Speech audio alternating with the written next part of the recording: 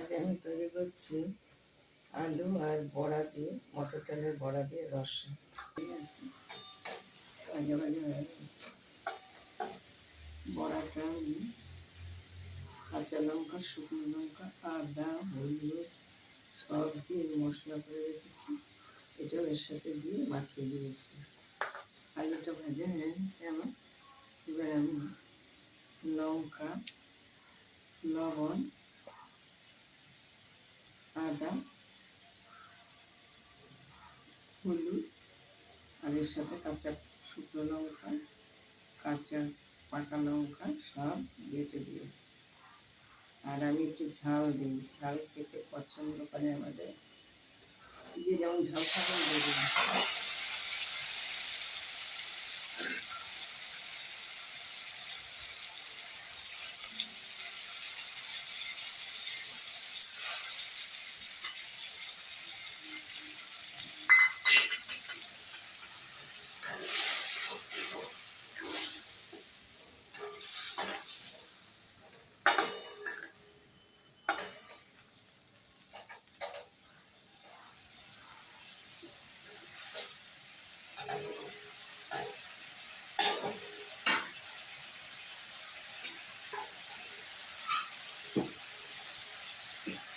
মশলাটা কষিয়ে আমি ঝোল দিয়ে দেবো।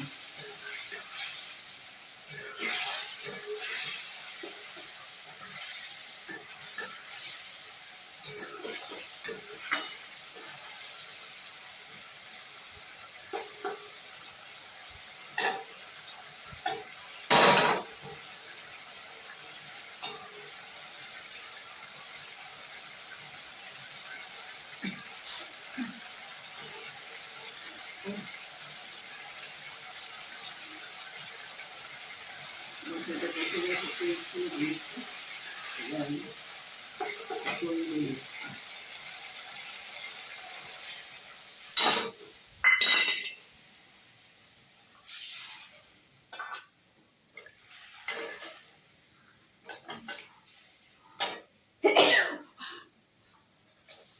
আরো ঝোল দিয়ে দিলাম, লবণ দিয়েছি, আমি আরো একটু লবণ দিয়ে দিলাম। ঝোলটা একটু ফুটে এলে আমি বড়াগুলো ছেড়ে দেবো।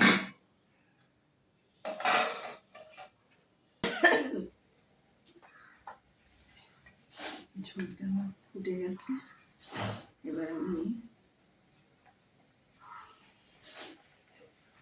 ডালের বড়াগুলো দিয়ে দিচ্ছি। এটা মটর ডালের বড়া দিয়ে দিচ্ছি আমি।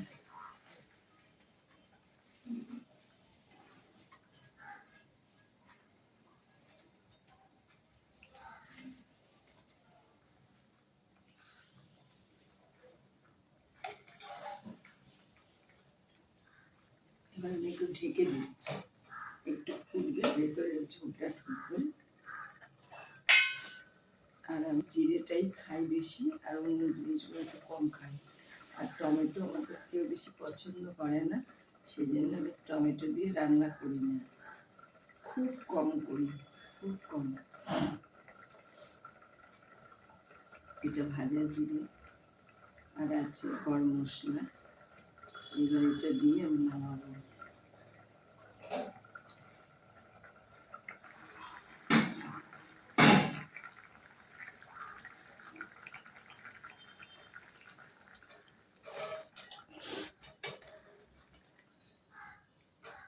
এবার আমি এই মশলাটা দিয়ে দিচ্ছি।